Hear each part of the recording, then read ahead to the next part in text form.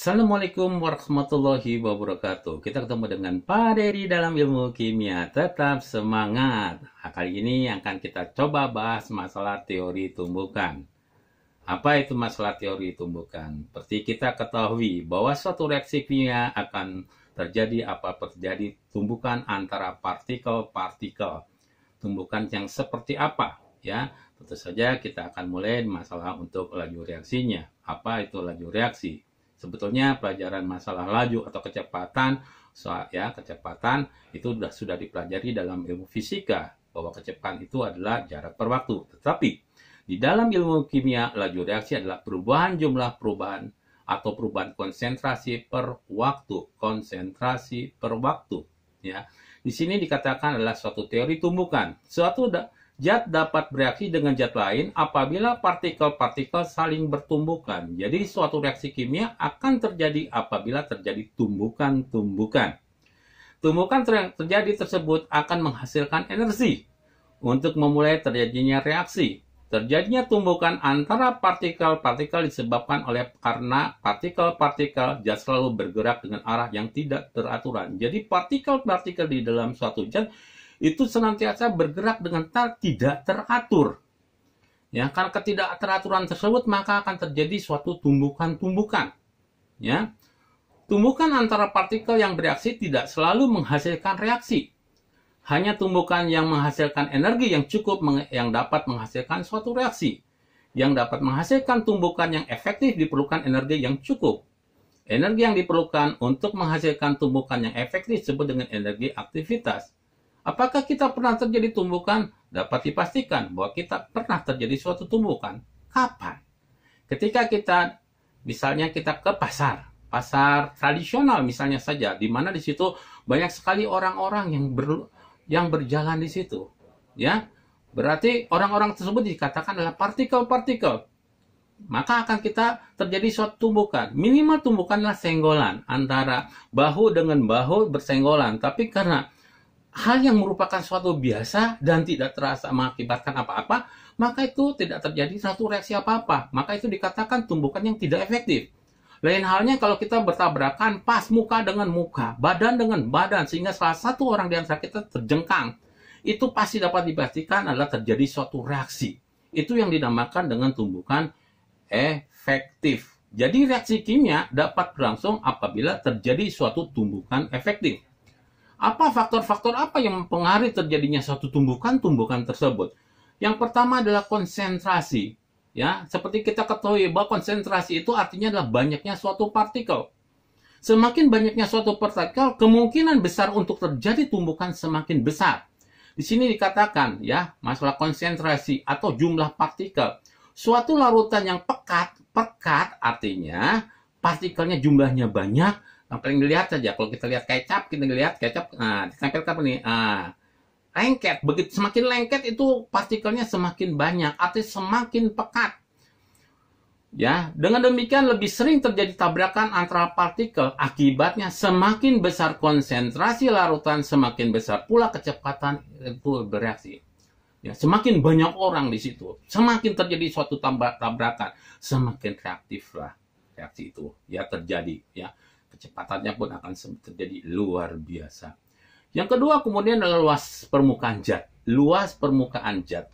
Apa yang dimaksud dengan luas permukaan zat? Ya, kalau kita mengambil misalnya suatu benda, misalnya ini adalah spidol. Mana yang mengatakan adalah luas permukaan? Ini namanya apa yang kita bisa sentuh ini adalah luas permukaan. Ya, semakin besar luas permukaan, maka semakin seringlah terjadi suatu tumbukan. Ya, semakin besar badan kita semakin besar di dalam jumlah orang yang cukup banyak, maka kita akan sering terjadi tumbukan dibandingkan dengan orang yang kurus, yang kecil. Ya, suatu zat berbentuk serbuk mempunyai permukaan yang lebih luas. Misalnya gula pasir. Gula pasir itu ya, serbuk. Itu permukaannya jauh lebih luas ya jika dibandingkan dengan zat dalam bentuk keping atau bongkah. Misalnya gula merah gitu kan ya. Sebongkah ini itu lebih kecil luas penampangnya dibandingkan dengan gula pasir, ya. Sehingga kalau kita misal masukkan keduanya ke dalam satu gelas yang berisi air, ya, maka yang larutan gula pas itu cepat lebih larut. Kenapa? Permukaannya lebih besar dibandingkan dengan gula merah yang bentuknya adalah bongkahan-bongkahan. Dengan demikian, semakin besar luas bidang sentuh, semakin cepat reaksi itu berlangsung. Semakin besar bidang sentuh. Jadi semakin terjadi suatu tabrakan, maka semakin cepat suatu laju reaksinya. Ya. Selain itu, apalagi kita bicarakan adalah masalah suhu, temperatur, panas. Ya. Bagaimana kalau dipanaskan? Partikelnya geraknya akan semakin cepat. Dengan semakin cepatnya, semakin tidak teratur, maka semakin terjadi suatu tabrakan satu dengan yang lain. Ya. Dengan demikian, suhu energi gerak atau energi kinetik partikel bertambah, sehingga tumbukan lebih sering terjadi. Dengan frekuensi tumbukan yang makin besar, maka kemungkinan terjadi tumbukan efektif yang menghasilkan reaksi juga semakin besar. Jadi kalau suhu dipanaskan, reaksinya akan semakin cepat. Ya, kita lihatlah permukaan yang sama. Gula pasir 1 sendok, ada 2 nih. Lalu yang satu dimasukkan ke air dingin, yang satu masukkan air panas. Mana yang lebih cepat larut? Dapat dipastikan yang akan lebih larut adalah yang panas. Apa? Karena selain dia luas penampungan yang besar, kemudian ditambah dengan energi, ya, partikel tabrakan satu dengan yang lain, maka akan terjadi tumbukan yang efektif. Nah, ini agak sedikit unik untuk masalah suhu, karena dalam suhu ini ada perhitungan-perhitungan yang akan terjadi.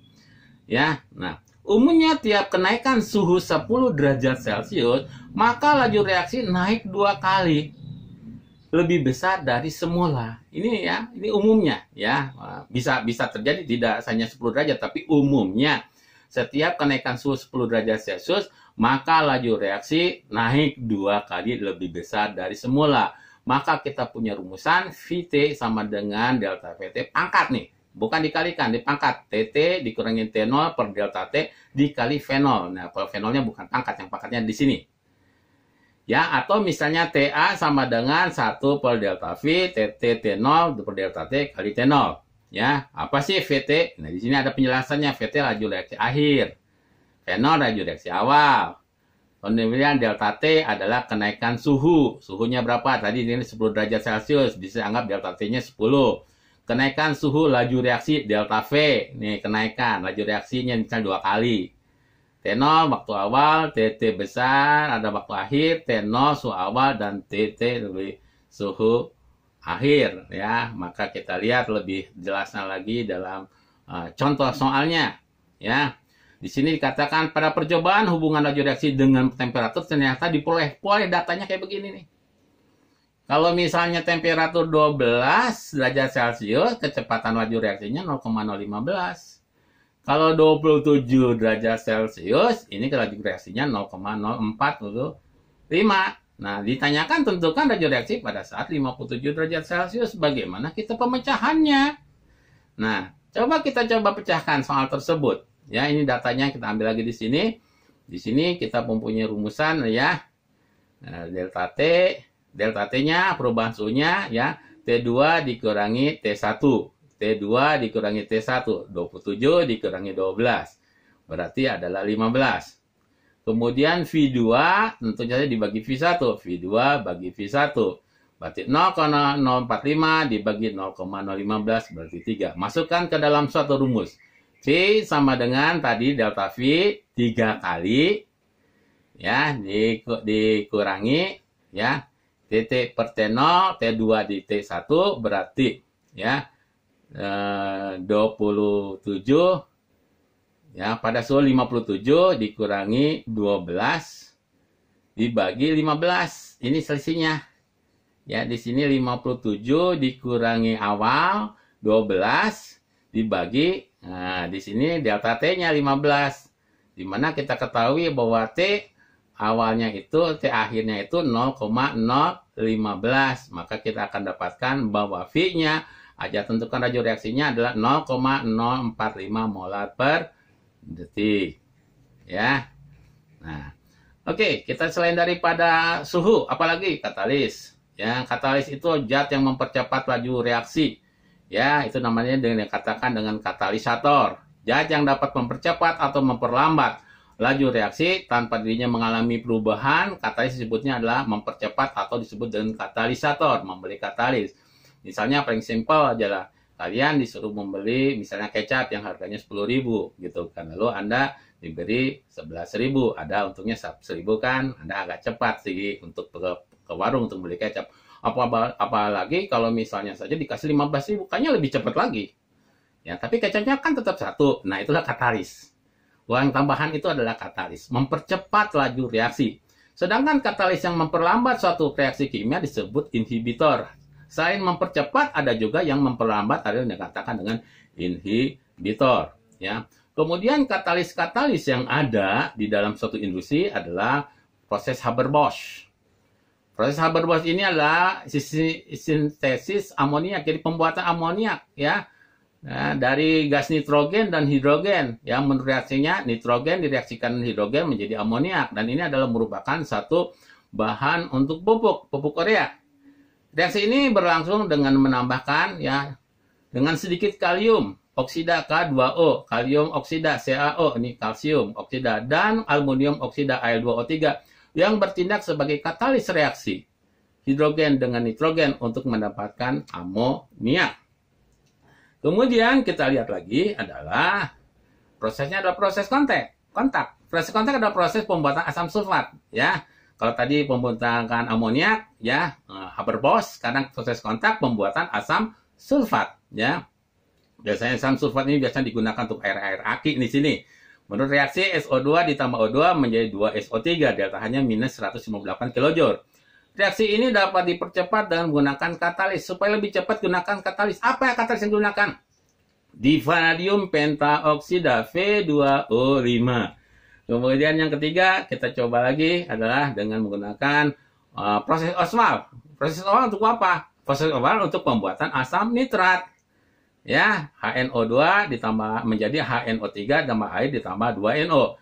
Reaksi ini dapat dipercepat dengan apa? Menggunakan katalis campuran dari platina atau iodium pada temperatur 800 derajat Celcius. Kita lihat sekarang adalah bagaimana dengan bagannya, ya.